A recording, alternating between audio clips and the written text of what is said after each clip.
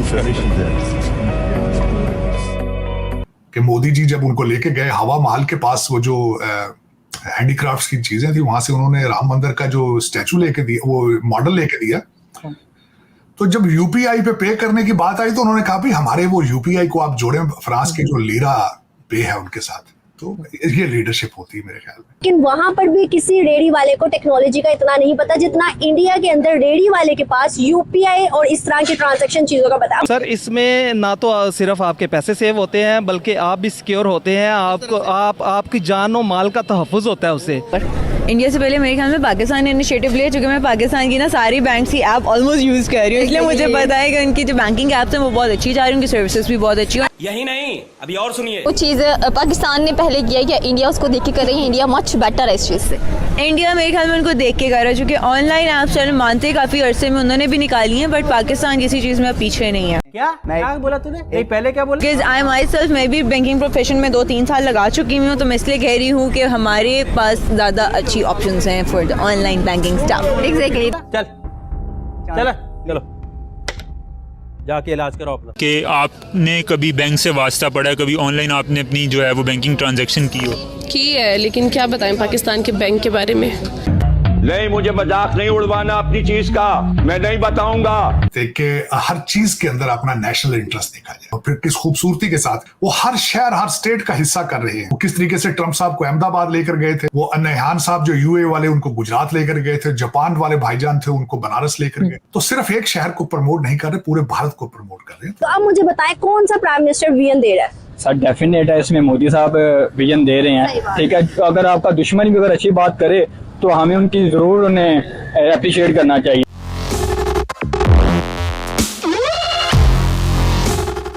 जय हिंद दोस्तों, जागो इंडिया में आपका स्वागत है।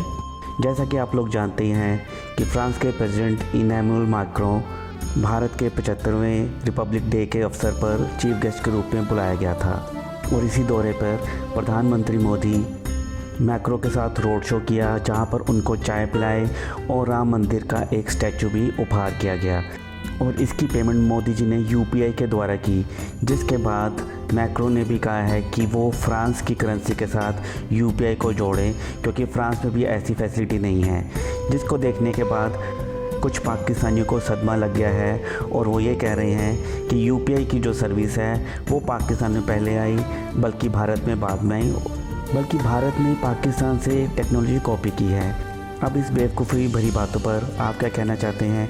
अपनी राय आप हमें कमेंट कर ज़रूर बताइए। तो चलिए दोस्तों, देखते हैं आज का वीडियो। और वीडियो शुरू करने से पहले आपसे रिक्वेस्ट है, अगर आप चैनल पर नए हैं तो चैनल को सब्सक्राइब करके बेल नोटिफिकेशन के बटन को ज़रूर दबाइए। तो शुरू करते हैं आज का वीडियो। जय हिंद, जय भारत।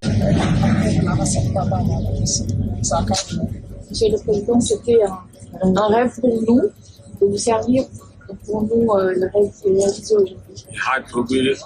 आते हैं C'est des touristes. France के tourist Oui, en fait, les Français sont It's the most environmental. They have a special taste of airport.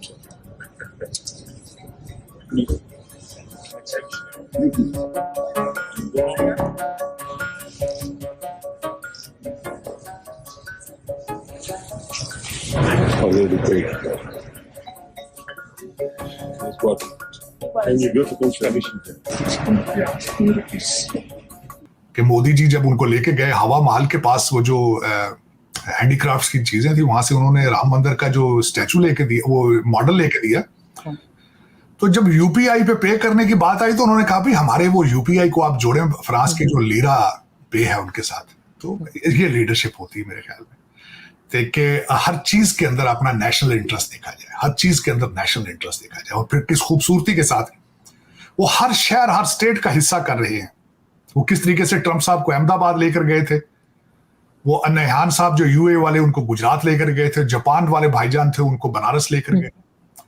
तो सिर्फ एक शहर को प्रमोट नहीं कर रहे, पूरे भारत को प्रमोट कर रहे हैं। तो ये एक जबरदस्त, क्योंकि अमेरिका को तो पसंद नहीं आ रहा कि भारत जिस तरह से प्रोग्रेस कर रहा है, तो उसको रोकने के लिए या उसको, ये तो मैंने पहले भी कहा है कि भारत की 7.8%, 7.7% ग्रोथ जो है वो बिल्कुल अमेरिका, बल्कि अमेरिका नहीं पूरी दुनिया को पसंद नहीं है। किसको पसंद होती है? कि जो इंडिया है ना वो बहुत तरक्की कर चुका है। पहले तो चाइना था, चाइना ने बहुत तरक्की की। अब मुझे लगता है चाइना के बाद जो सेकंड नंबर पे आएगा वो इंडिया होगा।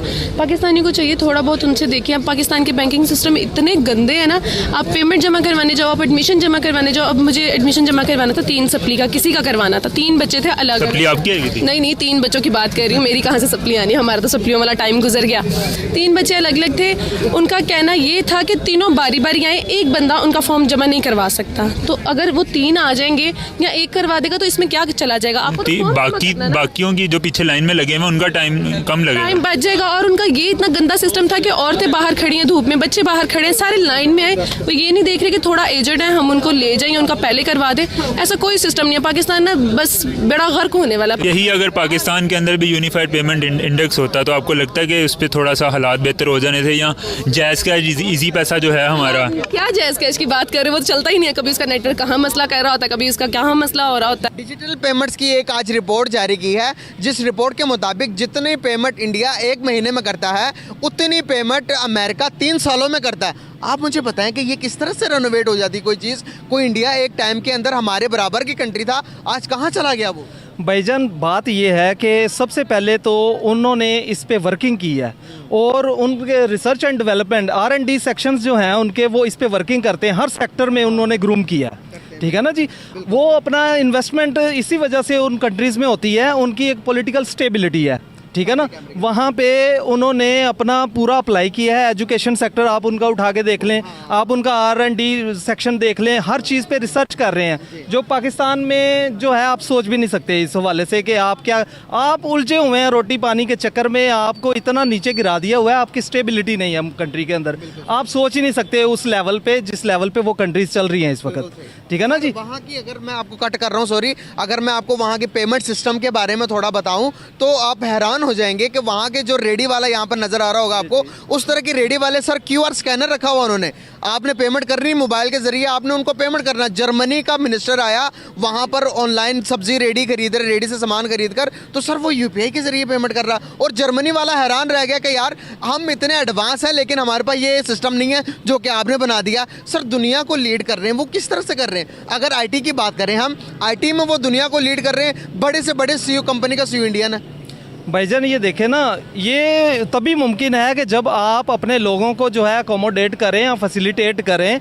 जो रेडी वाला है उसको आप कह रहे हैं कि ये वो बहुत आगे निकल चुके हैं। लिक्विड पेमेंट पे तो वो अब इंसान नहीं कर रहे, लिक्विड पेमेंट से आगे निकल रहे हैं, डिजिटलाइज पेमेंट्स पे आ गए हैं, ठीक है ना। डिजिटलाइज हो गए हैं, उन्होंने अपने लोगों को जो है एजुकेट किया है, उनको कन्वे किया, जो भी उनके पास फैसिलिटीज़ मौजूद हैं उनको उन्होंने स्प्रेड किया, लोगों के अंदर शऊर लेकर आए हैं और उन्होंने अपने सेक्टर को डेवलप किया है। इस हवाले से लोग इसीलिए वो इस्तेमाल कर रहे हैं अपनी चीज़ों को, क्योंकि उन्होंने वहाँ पे बना के उनको सेटअप दिया है। जबरदस्त।